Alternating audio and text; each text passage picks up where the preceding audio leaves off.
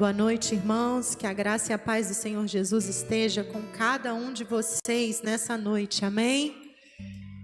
Quero convidar você a abrir a sua Bíblia no livro de Gênesis, no capítulo 2, versículo 18. Gênesis, capítulo 2, versículo 18. Nós estamos começando o mês da família e nós vamos falar sobre família nessa noite. O tema da mensagem é o problema que Deus resolveu. Então abra aí, Gênesis 2, 18. Diz assim a palavra do Senhor. Você vai colocar? Coloca na NVT para mim, por favor, Nicole, que é a versão que eu vou usar.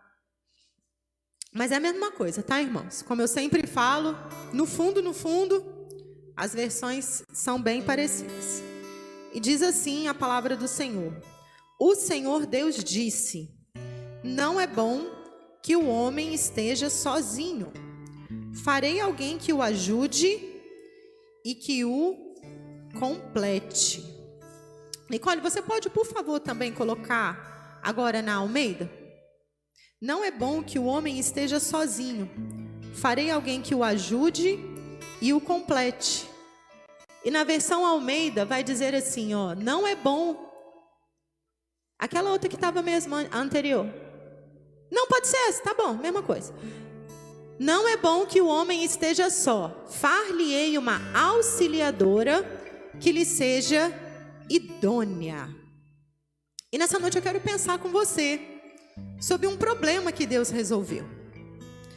Até nesse versículo, até então, capítulo 1 de Gênesis e o início do capítulo 2, veio falando sobre toda a narrativa da criação.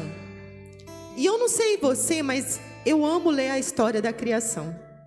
Porque eu fico imaginando como que as coisas foram acontecendo. Então a gente vê lá no primeiro dia, Deus dizendo assim, haja luz. E lá no comecinho do capítulo 1 vai dizer que Deus olhou e viu que a luz era boa. E aí depois no segundo dia, engraçado, mas no segundo dia não fala nada que era bom. Mas por que não era bom? Aí eu fui pesquisar sobre isso. E a verdade é que não existe nenhum consenso entre os teólogos por que não estava escrito que não era bom. Tudo bem, isso nem é tão importante. No segundo dia, Deus fez a separação das águas e da terra. E a Bíblia vai dizer que Deus colocou limites ou fundamentos. E eu fico imaginando, imagina se a água do mar não tivesse um limite. Se as águas dos oceanos não tivessem um limite estabelecido por Deus para alcançar a terra. O que ia acontecer? Ia inundar tudo de água. E aí no segundo dia, a Bíblia diz que Deus cria o fundamento, Deus cria os limites para todas essas coisas. No terceiro dia, a narrativa bíblica vai nos contar que Deus fez toda a vegetação. E Deus diz, era bom 2 vezes no terceiro dia. Deus faz todo verde. Deus vai fazer todas as coisas. Depois Deus vai fazer o sol, Deus vai fazer a lua. Depois Deus vai fazer os animais das águas e as aves. No 5º dia Ele faz os animais das águas e as aves. E Ele vai dizendo, era bom, era bom. No 6º dia, Deus faz os animais terrestres, as feras, os animais selvagens, os animais domésticos. Para quem gosta aí de animais domésticos, né? Eu tenho cachorro em casa. Já tive até 2.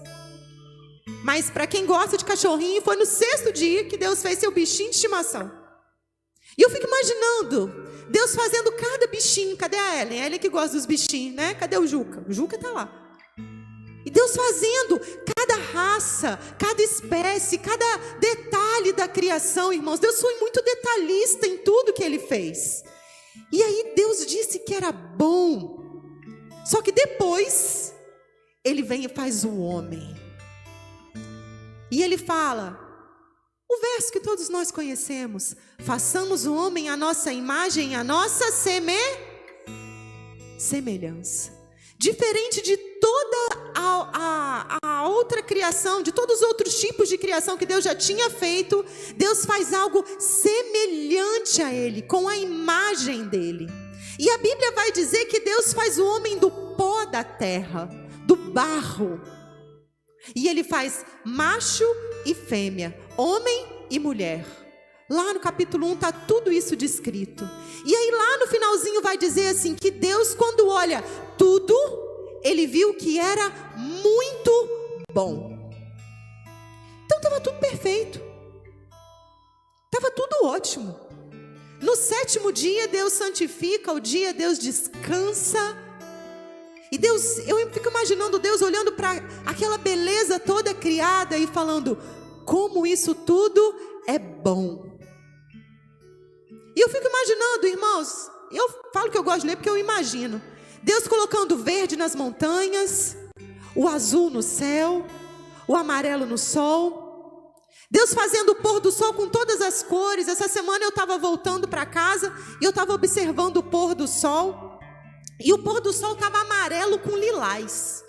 Aí você vai falar, Lília, amarelo com lilás não combina. Põe um amarelo e um lilás, fica lindo. Meninas, dica até aqui de moda. Podem colocar amarelo com lilás que fica lindo, tá, Bruna? Pode colocar. Porque as cores que a gente usa para se vestir, sabe onde elas são inspiradas? Na própria natureza, na própria criação de Deus. Porque tudo que Deus fez foi muito bom. Só que a Bíblia vai continuando a narrativa e vai contando para a gente a história da criação. E aí aparece um detalhe que lá no 6º dia não está escrito, que foi a forma como Deus fez a mulher. E no verso 18 que nós lemos, nós vamos encontrar a primeira negativa de tudo isso que Deus tinha feito de bom. Como começa o verso 18 que nós lemos? Não é? Como assim não é bom? Não era tudo bom? Não estava tudo bom? Mas a Bíblia diz que Deus olha. Tá aqui, ô Nicole? Deus olha e diz, não é bom que o homem esteja sozinho. E nós estamos abrindo o mês da família e eu quero falar com você. Sua esposa está aí do seu lado? Cutuca. Mulher, cutuca ele aí e fala assim, ó, seu marido está aí e fala assim, não é bom que você fique sozinho. Não é bom, fala aí, não é bom que você fique sozinho. Deus criou uma ajudadora para tirar aquilo que ele viu que não estava bom. E como que é o nome dessa palavra que não era boa? O que era isso que não era bom? Solidão. Quem gosta de ficar sozinho o tempo todo? A gente não é uma ilha. E aí a própria psicologia, a própria filosofia, as próprias ciências humanas que gostam de estudar sobre comportamento humano vai dizer, nenhum homem nasceu para ficar sozinho. E a Bíblia confirma tudo isso que as ciências falam, porque a Bíblia vai dizer que Deus, o próprio Criador, olhou para o homem e disse, não é bom que ele esteja sozinho. Não é bom que o homem seja solitário. Não é bom que o homem se sinta assim como ele está se sentindo. Se você continuar lendo os versos 19, a Bíblia vai mostrar que o homem estava trabalhando quando Deus olhou para a solidão dele. O homem estava dando nome para os animais. E aí eu fico imaginando Adão dando nome para os animais. E ele olhava, cachorro. O cachorro falava com ele igual ele falava com o cachorro? Ele olhava para o cavalo, cavalo. O cavalo respondia. E eu acredito que Deus, vendo tudo isso, ele deve ter olhado. Não tem ninguém igual a Adão aqui. Não tem ninguém com a inteligência, não tem ninguém com o mesmo senso de moralidade, não tem ninguém que converse, não tem ninguém que seja semelhante a ele. E aí Deus para e pensa, eu vou fazer uma auxiliadora para Adão. E auxiliadora na palavra original do grego, do hebraico, desculpa, traduzido aqui, se chama Ezer. Ezer é aquela que ajuda. Ah, Lili, então isso é coisa, né? A Bíblia está diminuindo a gente, que eu só sirvo para ajudar? O que é isso? Que não, isso está me inferiorizando? Não, pelo contrário. Lá em Salmo 30, deixa eu só ver aqui se é o 30 ou 33. Salmo 33, verso 20, vai dizer assim: o Senhor é o meu auxílio. E sabe o que é essa palavra auxílio? Ezer. A mesma palavra que Deus usou para dizer que estava fazendo uma auxiliadora para o homem. Lá em Salmo 115, um salmo bem conhecido que diz: confie no Senhor de todo o teu coração, Ele é o teu auxílio e o teu escudo. E repete isso por 3 vezes nos versos 9, 10 e 11. Essa palavra auxílio é Ezer. A mesma palavra usada para dizer a auxiliadora que Deus estava criando para o homem. Então, mulheres, se alguém disser que você é menor porque você é auxiliadora, você vai falar assim: só que lá em Salmo 30, o próprio salmista diz que Deus é o auxílio dele. E ele usa a mesma palavra. Então, Deus não está aqui dizendo que a mulher é menor ou melhor. Deus faz a mulher exatamente do meio aqui de Adão, para que ela seja companheira, ajudadora, para que ela possa caminhar lado a lado com Ele, para que eles possam estar juntos, unidos, ali no mesmo propósito e na mesma comunhão. Só que a Bíblia também diz que Deus faz... Nicole, coloca para mim, pode pôr na Almeida, por favor. Deus faz uma auxiliadora e alguém que o complete. Está escrito na minha versão, mas talvez na sua versão esteja escrito idônea. Olha aí na sua versão, está escrito idônea? Uma ajudadora idônea, né? Não, quem tem Almeida vai estar escrito ali idônea. Você sabe o que idônea significa? Quem sabe o que idônea significa? Alguém imagina? Idônea significa adequada. Adequada. Então você está do lado do seu marido, olha para ele e fala assim agora: amor, vou falar para você, tá? Eu sou sua auxiliadora e eu sou adequada para a sua vida. Fala para ele, pode falar. É isso que Deus fez a gente. Fala, Tiniquinha, pode falar. Eu sou sua auxiliadora e eu sou adequada para você. Aí, Ana, isso, adequada. Adequada porque Deus fez você do jeito que você é, para que você pudesse auxiliar e completar o homem que estava se sentindo só. E não é bom que o homem se sinta só. Não é bom. E eu não sei se você se lembra dos seus tempos de solteiro, mas tinha dia que dava um aperto no coração de ficar sozinho. Sábado à noite, né, Gabriel e Dani? Estão aí namorando. Sábado à noite tinha nada para fazer. Batia aquele aperto no coração. Ah, que vontade de ter alguém do meu lado. E aí Deus vem e faz o solitário habitar em família. Deus vem nesse momento e cria o amor que a gente chama de amor eros. Até então a gente tinha visto o amor ágape, e o amor ágape é aquele amor doador, incondicional e de entrega. Mas Deus vem nesse momento e cria o amor eros, que é o amor do romance, da paixão, do desejo, onde o homem e a mulher, eles se satisfazem plenamente e igualmente. Porque a gente sabe que casamento tem problema, não tem? Eu não tenho falta de problema no meu casamento, não. Meu casamento não é perfeito. Mas Deus resolveu o meu primeiro problema antes de eu me casar, que era o problema da solidão. E aí, quando Ele coloca uma pessoa do meu lado, para ser o meu protetor, para ser aquele que me guarda, Deus vem e vai resolvendo alguns problemas para que juntos depois, você e seu esposo, possam resolver os problemas que vierem. E tudo aquilo que a gente faz junto, o peso é menor. Tudo aquilo que a gente decide em harmonia dentro do nosso casamento é muito mais fácil. É muito melhor dividir o peso da criação dos filhos. É muito melhor dividir até as responsabilidades de lavar uma louça, de dobrar uma roupa, de ajeitar a casa. E eu louvo a Deus porque o meu marido faz mais do que eu, irmãos. Eu vou confessar para vocês. Ele é uma bênção na minha vida. Vocês homens, se quiserem aprender, pode fazer um cursinho lá em casa com o Leandro. Eu abro as inscrições. Ele me ajuda muito. Mas foi para isso que Deus fez um para o outro. Para que eles pudessem se ajudar e se completar. De forma mútua. Não é um por cima do outro. Não é um sobrecarregando o outro. Mas é um andando ao lado do outro.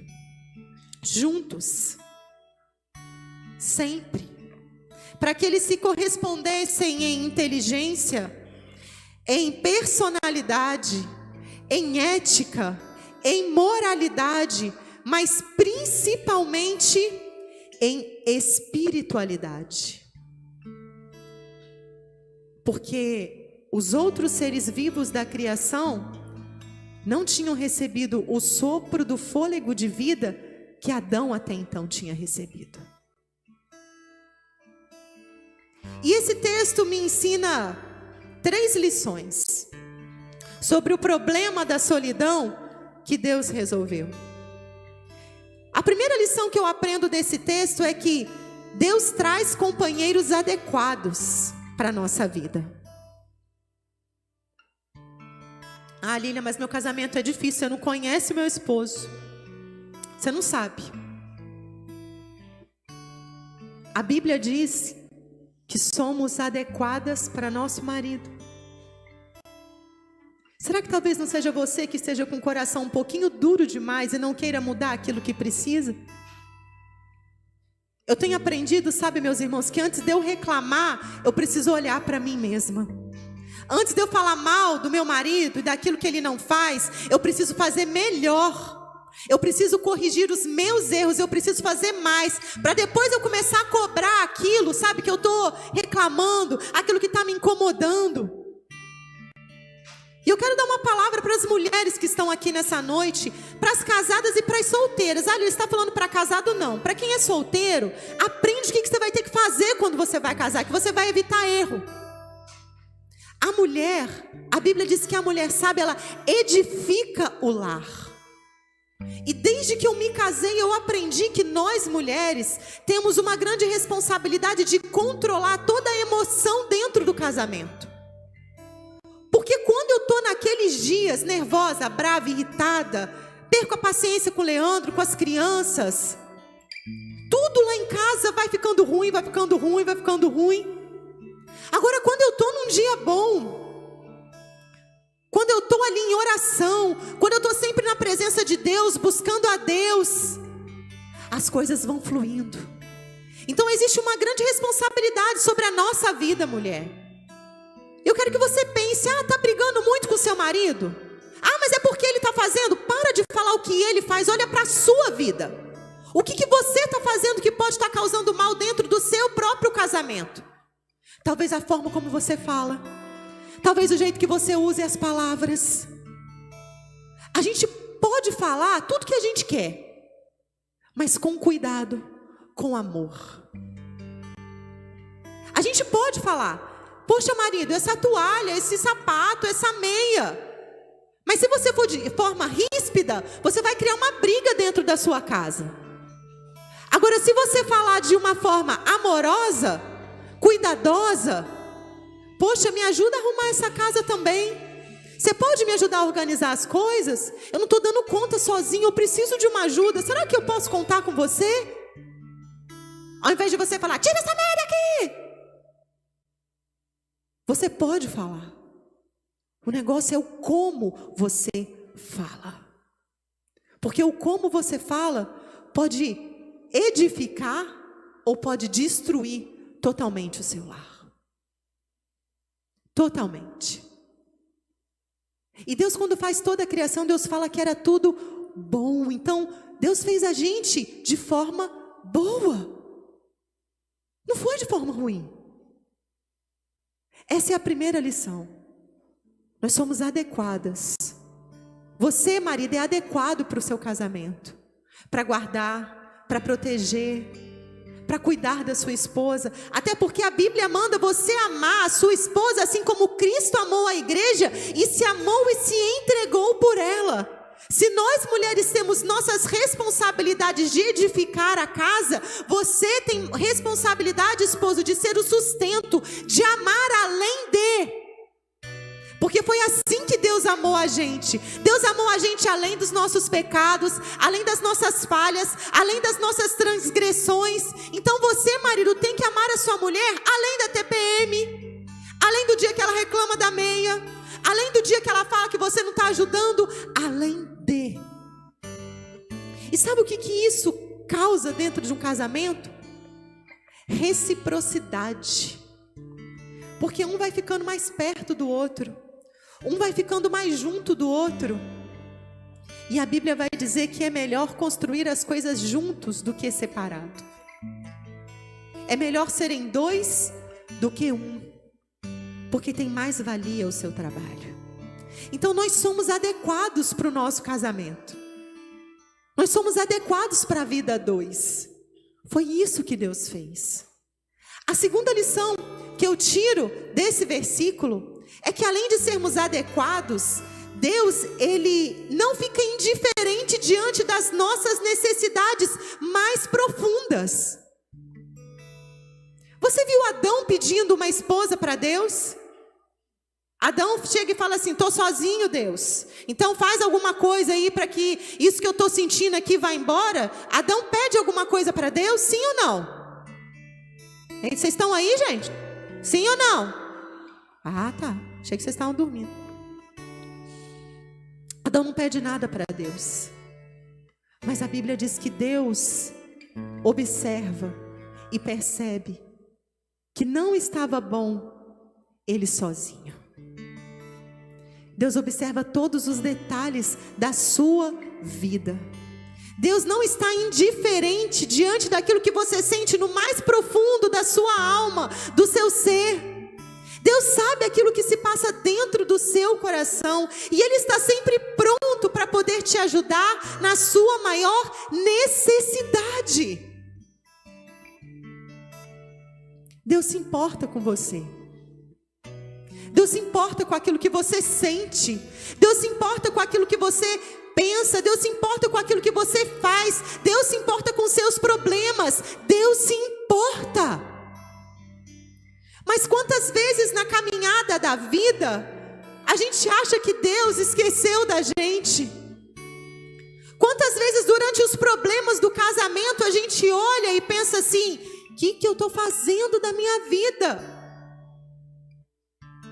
Quantas vezes a gente olha e fala: ai, esse marido não é de Deus, essa mulher não é de Deus. Quantas vezes você não chega e amaldiçoa com as suas próprias palavras, com a sua própria boca, a casa que Deus te deu para edificar e para cuidar? Quantas vezes? Só que Deus resolve os nossos problemas. Ele está atento a tudo. Até aquilo que você nunca nem expressou com a sua boca, Deus sabe que você precisa.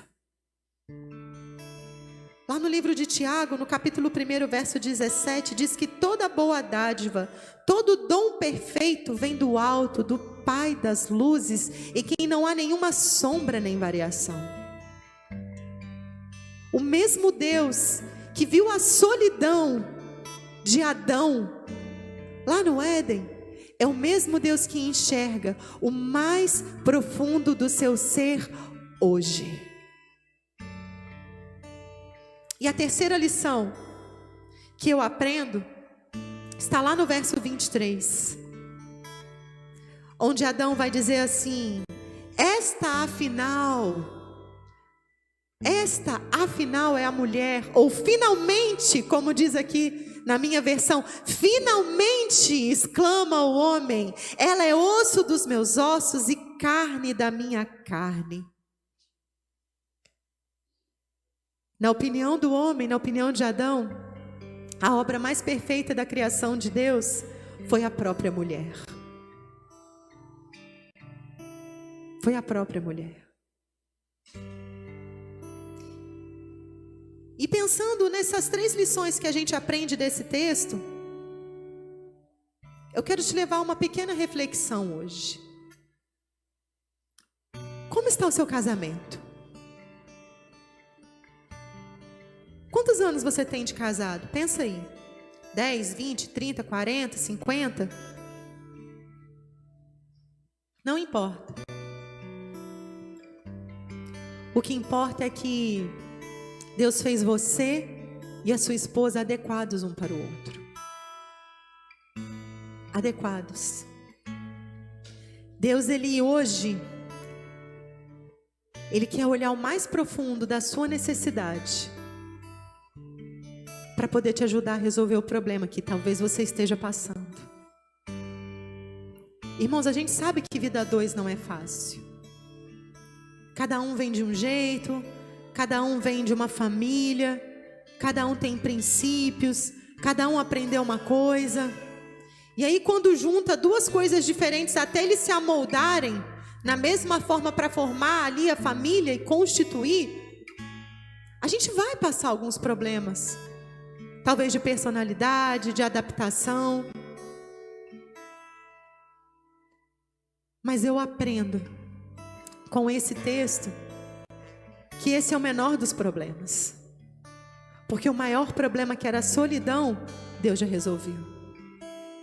E se Deus resolveu esse problema, será que Ele não é capaz de resolver qualquer outra crise ou dificuldade que você possa estar passando na sua vida hoje? Será que Ele não é capaz de entrar dentro da sua casa e transformar aquilo que precisa ser transformado? Talvez dentro da sua personalidade, talvez dentro daquilo que você esteja fazendo, talvez dentro aí das suas crenças, daquilo que você acha. Será que Deus não pode vir para mudar e trazer uma nova história para dentro da sua casa e da sua família hoje? Qual o problema que Deus pode te ajudar a resolver?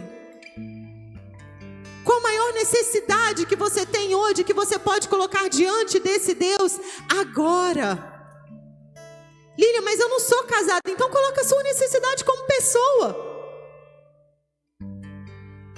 Coloca aí a sua necessidade para Deus agora. Fala: Deus, o Senhor sabe que eu preciso talvez de arrumar um outro emprego. Ou Deus, o Senhor sabe que eu preciso talvez de pagar uma conta que eu não sei como eu vou fazer. Ou Deus, talvez eu precise de saúde porque eu estou doente. Talvez eu precise que o Senhor ajuste os relacionamentos dentro da minha família, porque está todo mundo brigado um com o outro e ninguém se fala. Ou talvez Deus precise corrigir mesmo os seus pecados de estimação, aqueles que você nem percebe que você vem fazendo ao longo do tempo. O ciúme, a inveja, o orgulho. Quantas coisas Deus não tem para trabalhar dentro de cada um de nós. E às vezes a gente não dá espaço mesmo para Deus fazer, porque a gente quer fazer tudo sozinho. Sabe o que eu percebo? Que a gente gosta mesmo é de milagre. A gente não gosta de trabalho. A gente quer fazer uma oração no domingo à noite, ou quer entrar aqui no domingo e quer que na segunda-feira tudo esteja resolvido, sem a gente ter que fazer nada. Irmãos, Deus não chamou a gente para sombra e água fresca não. Deus deu trabalho para cada um de nós. E até para a gente cuidar da igreja, alcançar novas vidas, cuidar daqueles que estão aqui, isso tudo dá trabalho. Mas a gente acha que tudo vai ser na base do milagre, que tudo vai ser na base, só da bênção, sem eu ter que fazer nada, Deus vai me dar tudo. Ei, Deus fala, vai ter com a formiga, preguiçoso. Talvez a necessidade que você precisa que Deus resolva no seu casamento esteja aí na sua mão, mas você não tenha coragem de começar a fazer e de começar a transformação que precisa através de você. É muito fácil colocar a culpa no seu marido dos problemas. É muito fácil colocar a culpa na sua esposa dos problemas. Mas será que você tem sido uma boa auxiliadora para ele? Será que no final do dia você fala, vamos orar juntos? Eu posso te ajudar com alguma coisa? Será, marido, que você fala para sua esposa quando ela chega cansada do trabalho e ainda tem que cuidar de filhos? Pode deixar, descansa um pouquinho, eu estou aqui para te ajudar. Ou será que naquele dia que ela está se sentindo frágil, você vem e abraça ela e fala assim, eu estou com você, conta comigo, a gente está junto nessa. Se Deus fez a gente para ser uma só carne, como está escrito aí no finalzinho, deixará o homem, sua mãe, seu pai, se unirá com a sua mulher e serão uma só carne. Será que a gente não está fazendo um casamento individualista, ao invés de um casamento único? Com Deus, você e seu esposo, ou Deus, sua esposa e você? Às vezes, a gente mesmo que cria problema dentro da nossa casa. O difícil é a gente assumir e ter a responsabilidade de falar, me desculpa, eu errei com você, eu falhei aqui. Porque vai dizer, é fácil ou é difícil pedir desculpa? Quem é que gosta de reconhecer que está errado? Levanta a mão bem no alto. Ninguém. Porque a gente tem um negocinho que chama orgulho aqui dentro da gente. E é difícil pra caramba quebrar isso. Aí é mais fácil eu colocar a culpa no meu esposo, nos filhos, no meu pai, na minha mãe. Qualquer pessoa que está ao meu redor é mais fácil, é mais cômodo. Mas Deus não chama você para comodidade. Se tem uma coisa que a vida cristã não tem, é comodidade. Se você quer comodidade aqui, desculpa, eu tenho que te dizer a verdade, você não vai ter. Porque aqui você vai ser confrontado para crescer, para mudar e para se transformar. Não tem mais, sabe, irmãos, esse negócio, a gente tem que parar com essa meninice, com esse leitinho, igual o povo de Israel, lá no deserto, que ficava reclamando que não tinha, sabe, cebola para poder comer, que ficou lá no Egito. Trabalha, cuida da sua vida, cuida da sua mente, cuida daquilo que você tem feito dentro da sua casa. Busque fazer aquilo que é bom. Mas a gente coloca tudo ou na conta do esposo ou na conta de Deus. Quer ver como que a gente coloca as coisas na conta de Deus? Porque Deus não ajuda, porque Deus não responde, porque Deus não fala comigo, porque Deus. Para de pôr sua responsabilidade na conta de Deus. Assume o seu papel de homem, assume o seu papel de mulher dentro da sua casa e faça aquilo que Deus te criou para fazer. Agora o problema é que é impossível, como criar uma companheira para Adão, esse sim, entrega para Deus que Ele resolve. Agora o que é possível, corre para fazer. Tem que dar mais amor para a esposa?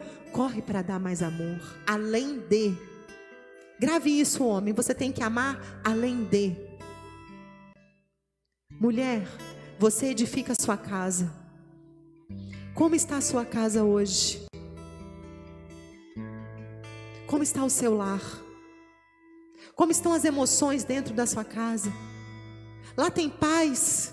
Será que se alguém entrar dentro da sua casa, a pessoa vai sentir a glória de Deus? Ou será que a pessoa vai sentir um peso da briga, aquele peso espiritual do problema, da confusão, da discórdia? O que as pessoas sentem quando entram dentro da sua casa? Isso é algo que a gente tem que pensar enquanto família. Isso é algo que a gente tem que sempre lembrar. Porque Deus não criou a gente, irmãos, para confusão e briga. Deus é amor. E tudo que Ele fez foi bom. E se Ele criou o casamento também tem que ser bom. Se Ele criou a vida a dois, também vai ser bom. Também vai. Os problemas vão vir. As dificuldades vão vir. Mas de mão dada com seu esposo, com a sua esposa, e vocês dois com Deus, eu tenho certeza que vocês vão resolver todos os problemas. Eu não sei se está sentado todo mundo aí do lado do esposo. Quem é casado aqui está sentado do ladinho do esposo? Segura a mãozinha dele aí agora. Dá um abraço aí. Dá um abraço aí na sua esposa, na namorada, se tiver. Pode abraçar. Abraça aí. Você se lembra do dia que você viu ela pela primeira vez? Você se lembra? Será que você vai, né, se lembrar assim, como Adão falou, finalmente aconteceu isso com você? Quando você olhou aí para sua esposa, finalmente eu encontrei aquela que vai me ajudar. Finalmente. Leandro falou isso, eu sei. Tem certeza absoluta. Né, amor? Foi amor à primeira vista. Ah, Lília, isso não existe. Existe. A gente orava, eu já orava antes, anos. Esse menino me deu trabalho orando. Nem conto para vocês quantos namoros eu tive que orar para Deus desmanchar dele. Vocês acham graça, né? Mas é verdade. Ele estava aí todo perdido na vida e eu lá orando. Abençoa meu esposo, Senhor. Abençoa meu esposo. Cadê as meninas solteiras? Vocês já estão orando pelos namorados, maridos? Não adianta orar pelo namorado, não. Ora pelo marido. É diferente. Tem que orar pelo marido. Sabe, porque tudo aquilo que Deus faz é bom. Então abraça aí seu esposa, seu marido. Agora, se você está solteiro, pega a mão aí do lado, segura a mão da Bruna aí, Leila. Profetiza aí que ela vai, né, arrumar um namorado, casar logo. Cadê o Lucas? Ô Senhor, profetiza essa bênção do matrimônio aí na vida dele. Quem mais aí, gente, quer receber essa bênção? Segura a bênção aí, em nome de Jesus. Tudo que Deus faz é bom. Tudo que Deus faz é bom. E como o Lucas falou aqui, a bondade de Deus nos persegue, nos segue todos os dias da nossa vida. Então o que Deus quer do nosso casamento, Deus quer que ele seja bom, muito bom, assim como todas as coisas da criação foram criadas. Ele criou isso tudo. Foi Ele que fez. E eu quero convidar você nessa hora a cantar o trechinho dessa canção. És fiel em todo o tempo. Mas você vai cantar segurando aí a mão do seu esposo. Se não está o esposo, está o filho, segura a mão do filho. Abençoa a sua casa nessa hora. Fica aí, Juninho. Pode ficar, Juninho. Abraça a Fernanda. Deixa o Lucas aqui. Daqui uns dias ele vai trocar com você. Pode ter certeza. Ô, glória. Amém. Mas eu quero que você agora, junto com a sua família,